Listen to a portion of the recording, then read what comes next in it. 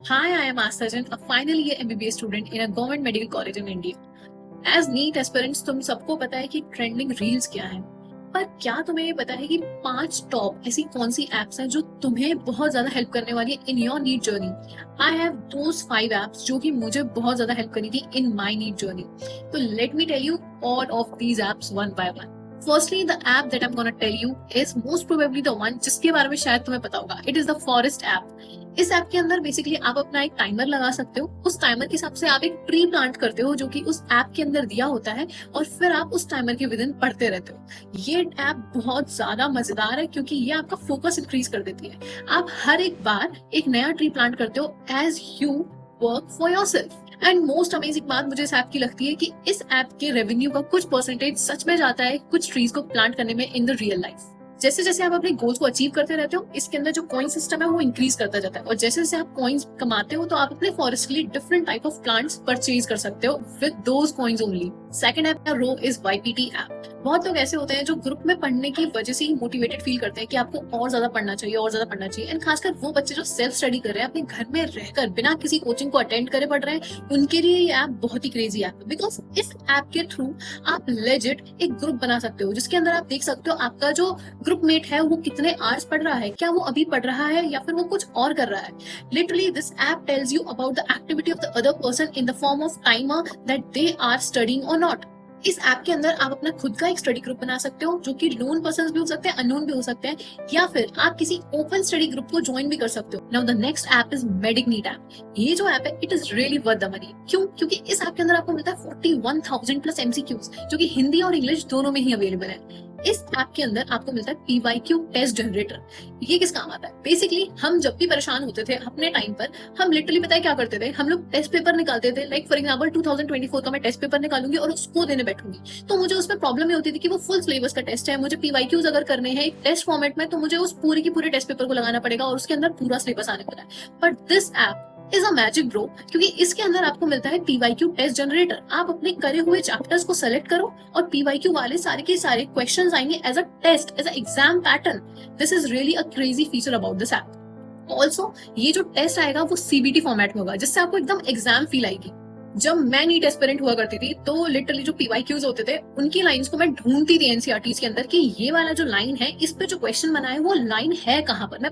But bro this app is again magic और ये वाला फीचर मेरा पर्सनल फेवरेट है क्योंकि यहाँ पर आपको NCERT मार्क्ड PYQ लाइंस मिलेंगी. आपको लिटरली NCERT के अंदर मार्क्ड लाइंस मिलेंगी जो कि PYQ वाली होंगी.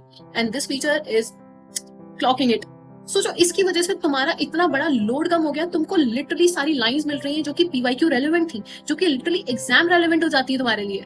ऑल्सो इस ऐप के अंदर आपको AIMTS करके टेस्ट सीरीज मिलती है जिसके अंदर टोटल 21 टेस्ट है, 15 इनके फुल लेंथ टेस्ट है और 6 पार्ट टेस्ट है.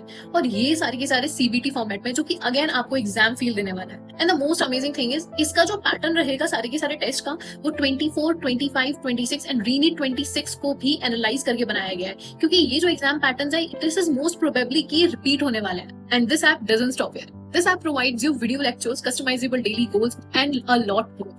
And the most stealing feature of this app is that कि 2016 से लेकर के रीनीट 2026 तक के सारे PYQs हैं with their video solutions for free.